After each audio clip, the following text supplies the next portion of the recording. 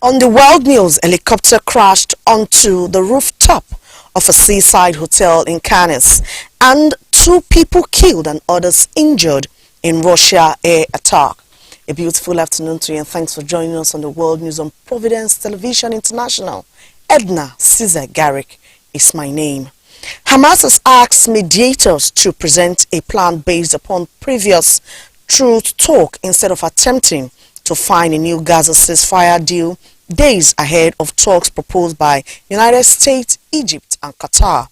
The Macy's proposal, which Hamas previously agreed to and Israel rejected, also ensures the release of Israeli captives in Gaza as well as unspecified numbers of Palestinians held in Israeli jails. Last week, leaders of the US, Egypt and Qatar called on Israel and Hamas to meet for negotiations on August 15 in either Cairo or Doha to finalize a Gaza ceasefire and captive release deal. The group spokesman Jihad Taha has said that the group's leadership has studied the invitation for the ceasefire talks.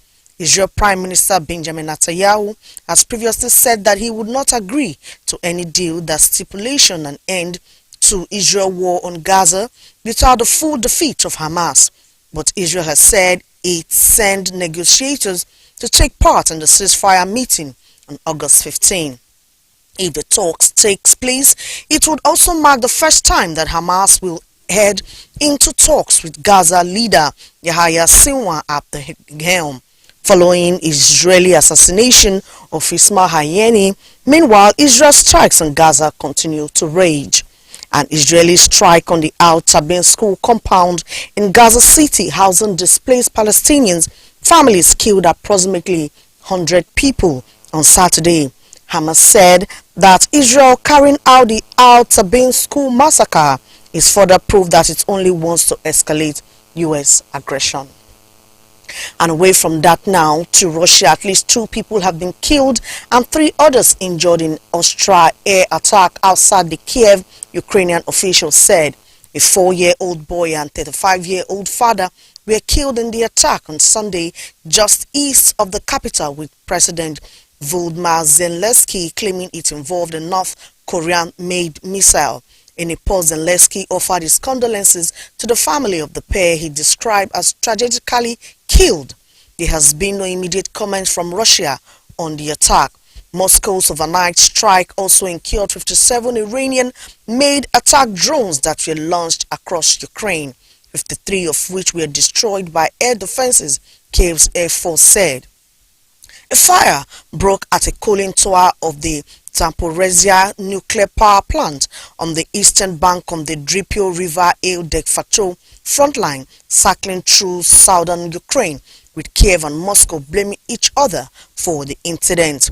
Russia, which seized control of the power station soon after it began its full-scale invasion in February 2022, said later on Sunday that the fire had been put out. Moscow and Kiev both said that there was damage to a cooling and other equipment. On Sunday, Cork's acting governor Alexei Shrimrov said at least 15 people were injured in the regional capital, also called Cork, after the debris from a destroyed Ukrainian missile fell onto a 9-story residential building. As fighting in the area intensified on Saturday, Russia reports say that more than 76,000 people have been evacuated. Ukraine also announced it has evacuated 20,000 people from Sumy region. A helicopter crash onto the roof of a seaside hotel in Cannes, Australia in the early hour of Monday, killing the pilot. Authorities said flames and smokes were billowing into the night sky. Hundreds of guests and staff of the luxury DoubleTree by Hilton Hotel were evacuated into the street after the helicopter crashed into the building near Cannes Esplanade, a waterfront boardwalk popular with travelers in the North Queen Island city. Police have cordoned off the area in the busy tourist strip. And charter company Nautilus Aviation said it was working with officials as they investigate the unauthorized use of one of the company's aircraft.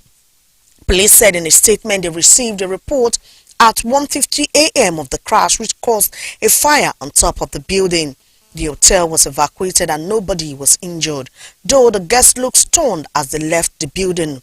Reports say the helicopter has passed over trees and another taller building before hitting the roof of the 7-story building. In a statement, the Double 3 by Hilton Canis said all of its guests, 421 adults and 50 children plus 2 staff, were safely evacuated.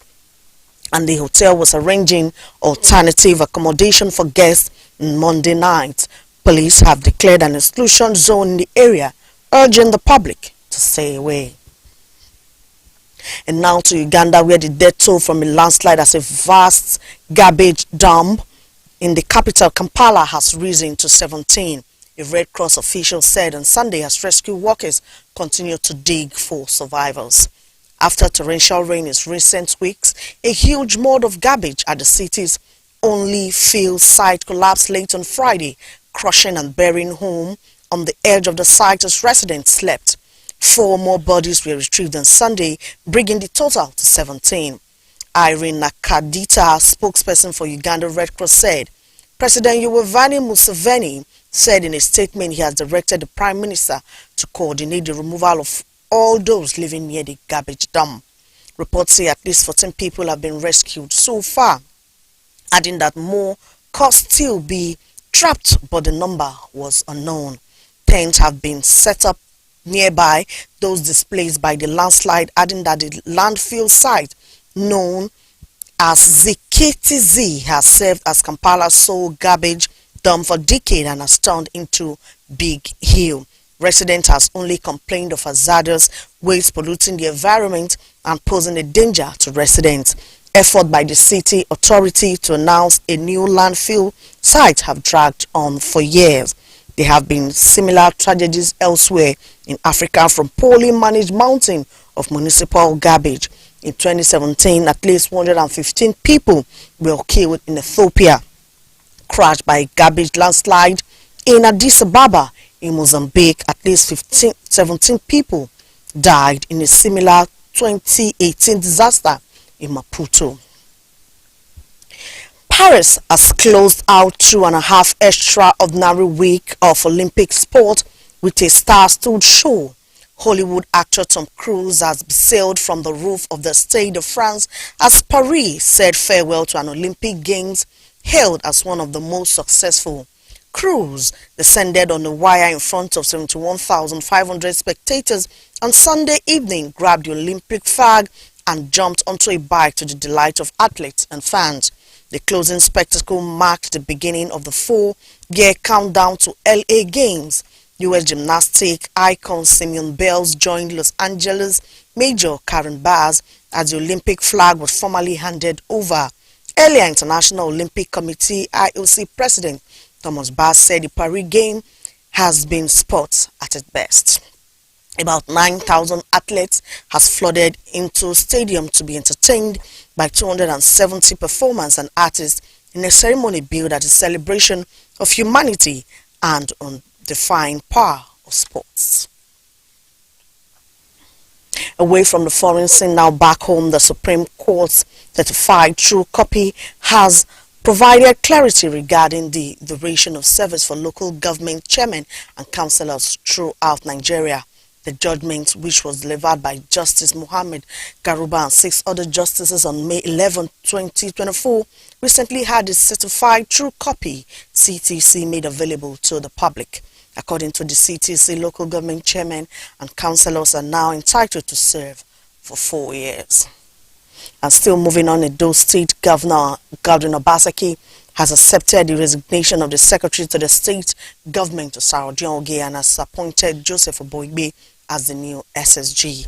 Oge resigned on August 9, 2024 to concentrate on his political ambition.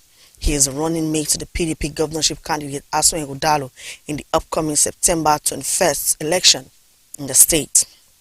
Oge said his resignation is in conformity with the electoral laws which mandates political appointees to want to contest election to resign 30 days before the election. The appointment of the new Secretary to the State Government, Joseph Oboigbe, takes immediate effect. With that, we've come to the end of the world news. But before we go, let's take a look at some major stories that made headlines. We brought you the report which said the death toll from a landslide at a vast garbage dump in Uganda's capital, Kampala, has risen to 17. A Red Cross official said on Sunday as rescue workers continue to dig for survival.